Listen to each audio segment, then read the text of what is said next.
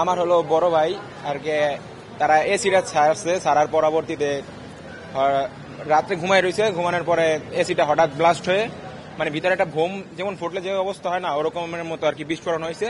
তো আমার ভাই বেটা, ভাই ভাবি, তারপর আরেকটা ভাই বেটা, 3-4 জনেরই মনে করেন পুরা গুরুতর অবস্থা।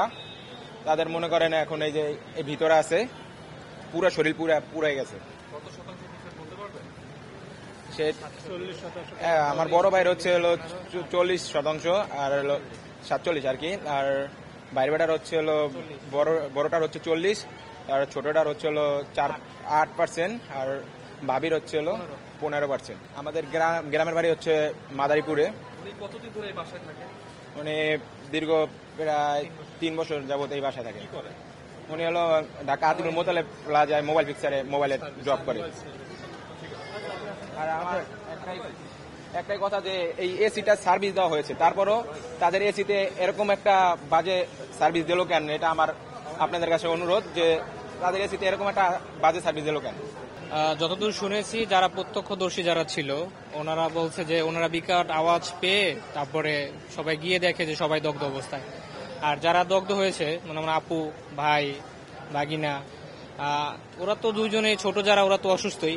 আপু আর ভাইয়ের থেকে যেটা শোনা গেল যে তারা যেভাবে বলছে যে তারা 11টা নাগাদ এসি ছেড়ে যে যার মতো ঘুমিয়েছিল, রাত 1টা-1:30টা নাগাদ হঠাৎ করে একটা বিস্ফোরণে তাদের ঘুম ভাঙে, আর ঘুম ভেঙেই দেখে যে রুমে এখানে সেখানে আগুন জ্বলতেছে, সারা শরীর দগ্ধ। এইভাবে হয়েছে। তারপরে বাইরে বের হয়েছে, ওনারা নিজেরাই বাইরে বের হয়েছে। বাইরে বের হয়ে ভাইয়া আপু আবার ভাইয়ের গায়ে পানিও ঢেলে দিছে। তো ততক্ষণ আগে আর যখন আওয়াজ হয়েছে তখন বাইরে থেকে লোকজন এসে ওদেরকে উদ্ধার করছে আর কি, তখন হাসপাতালে নিয়ে আসছে।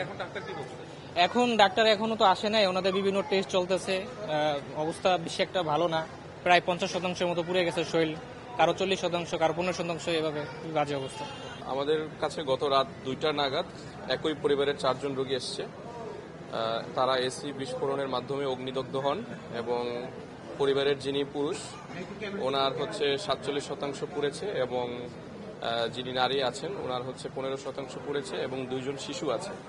একজন শিশুর 40% পুড়েছে এবং একজনের হচ্ছে 8% পুড়েছে। আমরা সকলকেই ভর্তি রেখেছি, একজনের 7 বছর এবং একজনের 6 বছর। আর যাদের মেজর বার্ন হয়েছে ওনাদেরকে আমরা এসডিইউতে শিফট করে চিকিৎসা চলমান রেখেছি, আর বাকি যে 2 জনের মাইনর বার্ন তাদেরকে আমরা কেবিনে শিফট করছি।